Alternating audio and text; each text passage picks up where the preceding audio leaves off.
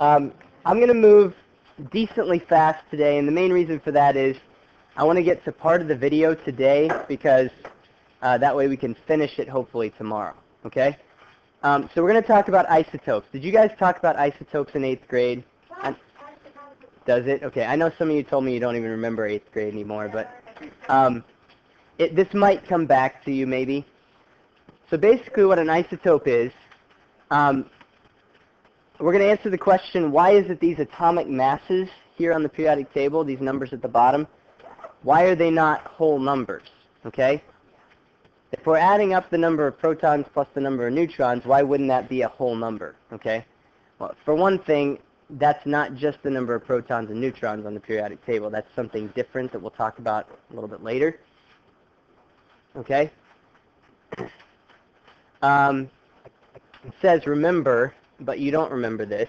You're going to remember that mass number equals the number of neutrons plus the number of protons, right? So you need to change that in your notes as well. We have not talked about atomic mass yet. We've talked about mass number. Sorry, I'll change this for the notes for next year. Should have looked through it a little more carefully before I gave it to you. So mass number equals number of neutrons plus the number of protons, okay? So then the question is, how can an element have less than one neutron? Well, it can't, okay, is the answer to that question. But you can have different versions of an atom called isotopes, okay? Isotopes are elements that have the same number of protons but different numbers of neutrons.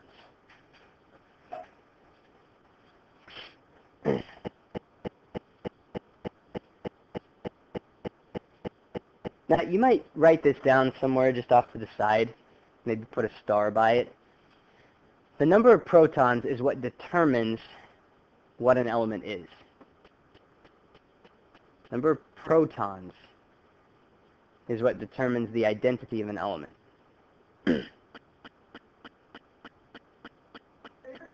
Yep. Okay, the number of protons is what determines the identity of an element.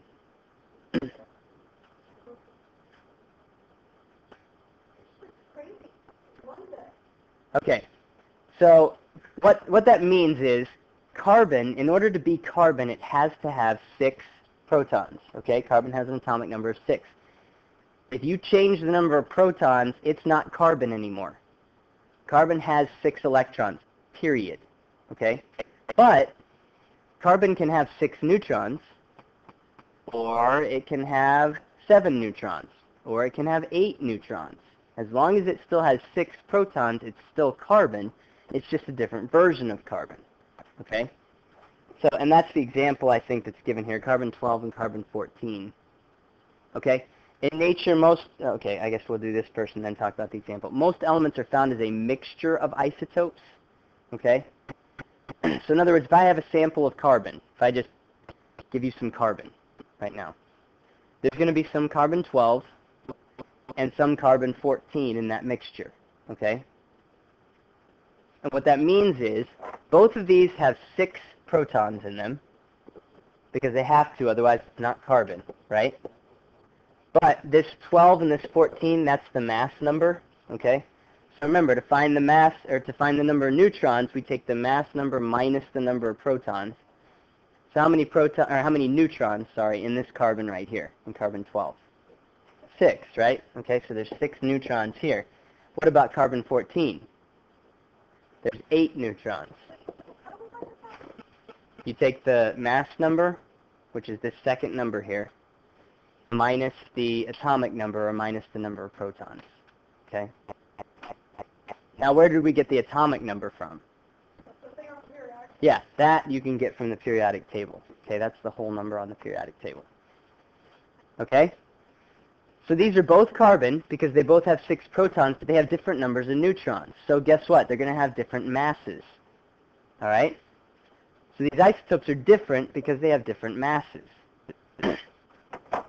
So you can actually separate isotopes from one another if you use a process that separates things based on mass. Okay? and I don't remember, did we talk about this? Maybe we did. That's kind of the way that they separate uranium-235 from uranium-238. Did we talk about that on Friday? Yeah, with it to make atomic bombs.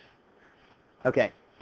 They can do it by the weight because the uranium-235 is lighter than the uranium-238, so they can separate them based on their weights because uranium-238 has 3 more protons than uranium-235. Okay. All right. So now we're going to work on calculating the numbers of protons, neutrons, and electrons in an isotope. Well, we're going to work on that in a minute. Oh, wait. Sorry. That calculate the number of protons, neutrons, and electrons, that was for the carbon-12 and the carbon-14. Should I write that out a little bit more clearly? Okay. Why do they have to all end in what? In ons? Yeah, proton, neutron, electron, carbon, I don't know. Okay, so carbon-12, again, the way that we would normally write that symbol is like this. Oops, sorry. Not like that. You remember this from the other day? Okay. Top number is the mass number. The bottom number is the atomic number. Okay. So this is another way to write it, like this, where they just give you the mass number, which works because the atomic number is on the periodic table, so they don't really need to give you the atomic number. You can look it up. Okay. But this is carbon-12. Okay. So how many protons does carbon-12 have again? It has 6. How many electrons does it have? 6, because it's neutral. Okay. How many neutrons? 6. Okay. And the way you find the neutrons, again, when it's set up like this, it's just a subtraction problem. You take the 12 minus 6, and that gives you 6. Okay. For carbon-14, how would I write that symbol? 14 on the top, 6 on the bottom, right? Still 6 protons. Still 6 electrons. But now we have 8 neutrons.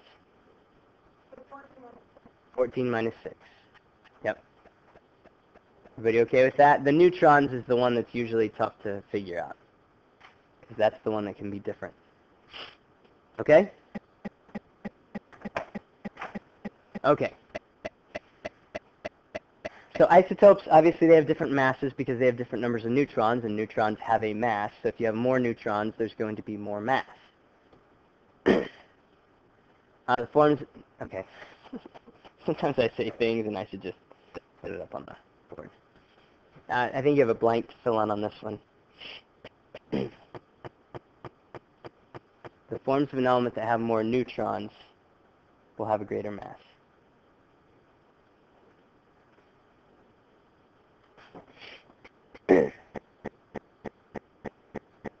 Okay, so then the next question here.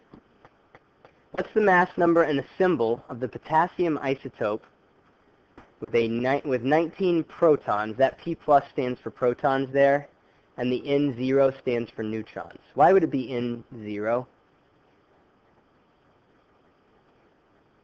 I'm not sure we've really talked in detail about the charge on each of these particles yet. What charge does a proton have?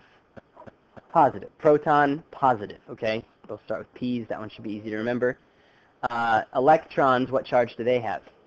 Negative. Okay, and the neutrons are neutral. Neutron, neutral. Okay, so proton, positive, neutron, neutral. Those should be really easy to remember, and then you just have to remember the electrons. That's the other one. That's the negative.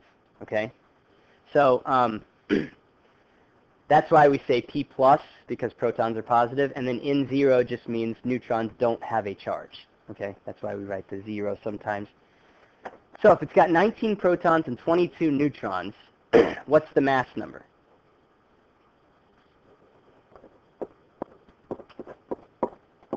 How do I find the mass number? Yeah, you need to know the protons plus the neutrons. Okay, if you add those two together, that's going to give you 41. So that's the mass number, okay? Now, how would we write this symbol? There's a couple of ways. I think maybe actually there's 3 ways. Let's practice all of them. Okay, so one would be just K. Actually, we'll do 4 ways. We'll be really thorough here. Okay, so there's K. That's one way to write it. What else? Okay. Yeah, you don't normally put the 19 by itself. Okay, but you can write one where you just have the mass number. Now, there's 2 ways to do that. You can write it like this. Okay. Well, there's 2 ways to do it when you just have the mass number. Okay, you could do it like this, or you remember on the last screen where they wrote it like this? Okay? You can do it either of these ways. Okay, now we didn't talk about that way the day before. But I want you to be familiar with that. If they write the symbol, a dash, and then the number, that's the mass number that they're giving you. Okay? And then the other way, this is called the complete symbol, is when you write it with the mass number and the atomic number. You put the 19 down below. All right? Because the mass number is the number of protons plus the number of neutrons. That's just the definition of mass number. Okay, so that's how I need to add those together. Okay? We still good? All right. So that's isotopes. Now we need to talk a little bit about ions. Okay? And this, I'm pretty sure you've talked about this before as well, but maybe not in this much detail. So what happens when an atom gains or loses electrons? Okay, first of all, can an atom gain or lose protons? Not usually. Okay, now, in a nuclear reaction, yes. But that's very rare. That doesn't usually occur. Okay, I say usually. It actually does occur often, but it's not usually the things that we observe. Okay, but there's radioactive decay happening all the time. But the more normal chemical reactions that we would see are ones that involve gaining or losing electrons. Okay? So that's typically what happens. So let's say that something gains an electron. What's going to happen to it if an atom gains an electron? Okay. Here's the tricky part on this one. Okay? It's just remembering what happens to something when it gains or loses an electron. And the way I always talk about this, it's kind of like... any of you have like a really just a negative friend? Someone who's just always negative. You know, they're a pessimist. They look at life in a way that's like, it doesn't even have to be a friend. Maybe it's a family member or something like that. You know, someone, when they're around, it's like the world is dark and dismal and that sort of thing, okay? So maybe you have that kind of person in your head, all right? Now, when that person gets around you, what happens to you? They're a negative person. You get negative, don't you? Okay? Now, if they leave, or you fight with them, that could happen too, okay? But sometimes you get negative. They kind of bring you down, right? Now, when they leave, when that negative person goes away, what happens? You get positive, right? You become more positive, all right? That's what's happening to the atoms. Those electrons have a negative charge, okay? Those electrons are like that negative friend. Every time they come around, they make everything else more negative. Okay? When they leave, they make things more positive. Does that make sense? Okay. That is an interesting statement, but not really relevant. So, when an electron comes to an atom, when an atom gains an electron, what's going to happen to it? It's going to become more negative, right? It's gaining a negative friend, okay? When an atom loses an electron, what's going to happen to it? It becomes more positive. And it's kind of counterintuitive, so you just got to keep that idea in your head, okay? Just remember that negative friend, and I think that'll help you. So an ion gets created. We call that an ion when something has a positive or a negative charge. And there are 2 types of ions.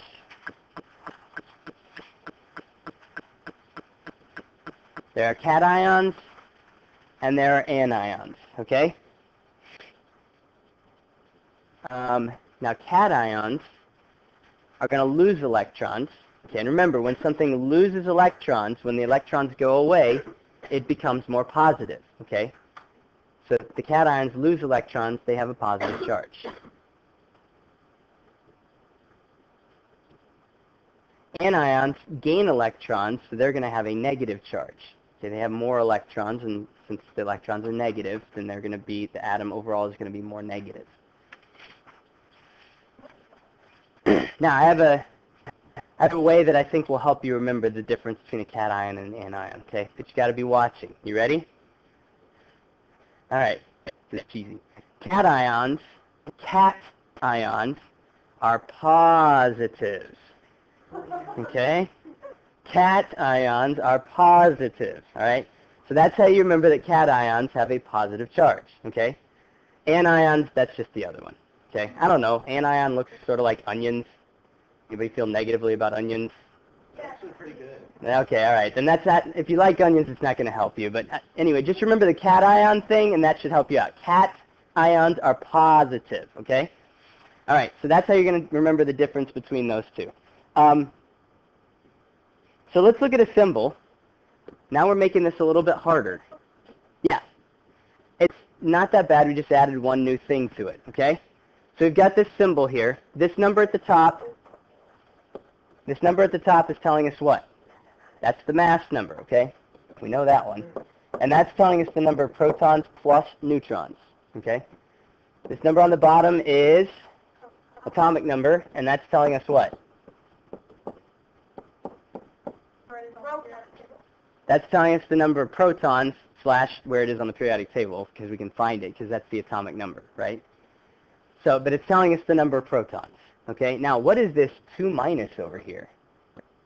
What do you think that's telling us? How many neutrons are being lost? Well, how many electrons, ultimately it's telling you how many electrons were gained or lost. This is telling you the charge on the atom, right? So it's a negative. This one has a 2 minus charge, yes. Okay, so it's a negative charge. Yeah, I know, there's a lot of stuff here. Okay, so, well, good grief, I'm getting ahead of myself here. So what is the 16? That's the mass number. What is the 8? It's the atomic number.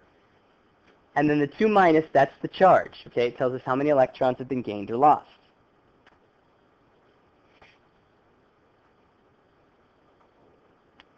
So since the charge is 2 minus, what happened here? It must have gained 2 electrons, okay? Remember, electrons are your negative friend, right? Okay? So if it lost 2 electrons, it would be a 2 plus. That's right.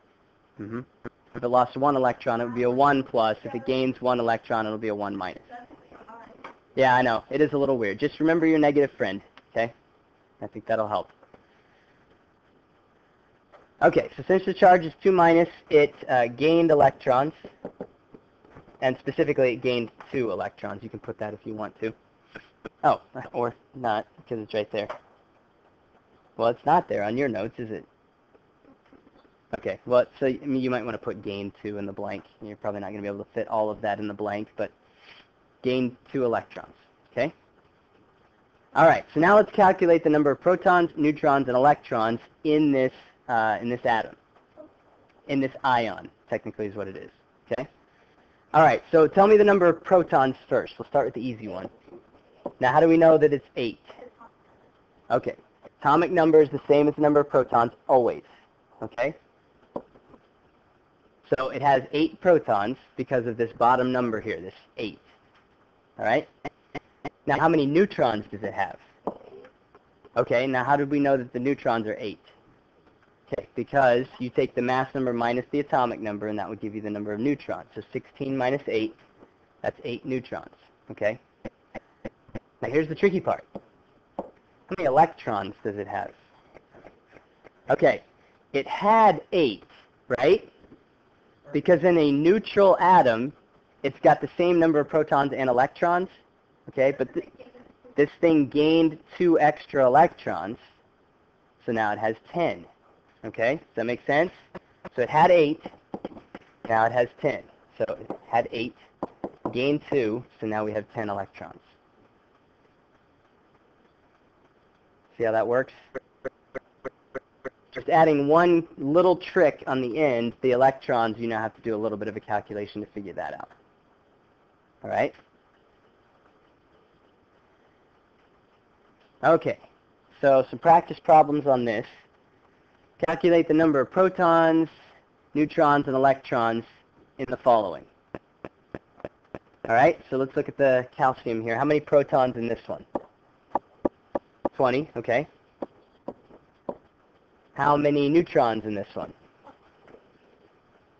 Everybody okay with that? Okay, 40 minus 20 gives me 20. I don't know why I put the minus there and didn't put the plus here. That's consistent. How many electrons in this one? Everybody okay with that? It had 20, right? This is a 2 plus, so this is what?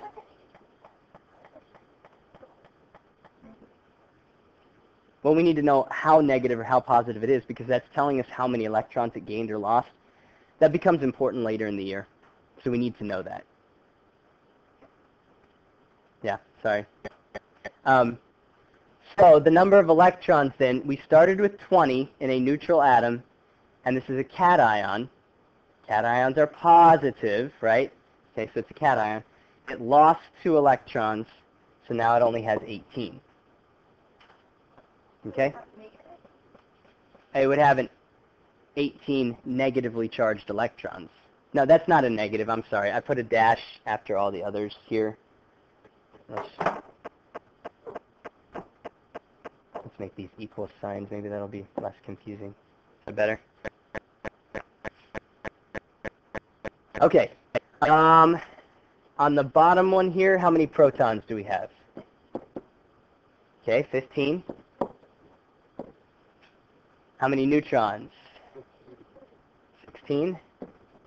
Everybody okay with 16? Took 31 minus 15. It gives you 16.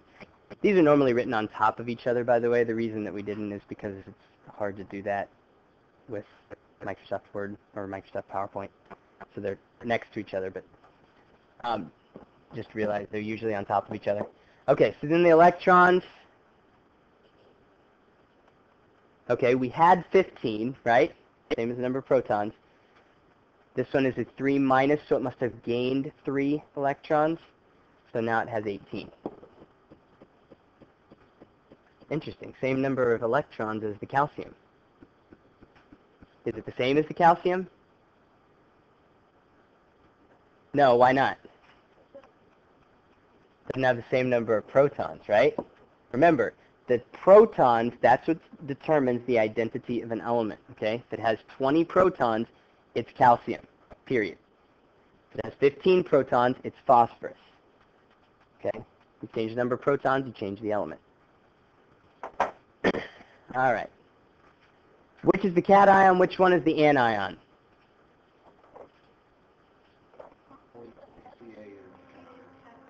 Okay, why is Ca the cation? Because it's positive, okay? That's going to make the phosphorus the anion. Okay? All right, that's as far as we're going today. I'm going to give you a worksheet on this. And this worksheet, I'll post the answer key on Moodle tonight along with the answer key from the stuff that you did. This will be on the quiz as well, okay? So I would do this one just to make sure that you've got the practice in for it. Because this part is a little bit harder than what we did on Friday. Yeah, so I guess that's it, but I'm still talking because I forgot to stop the recording before I started handing out this stuff. So I don't want there to be dead space on the end of the video. So I'm just going to talk for a second until I get back over here to the smartboard. You know, turn it off. Okay, see you later.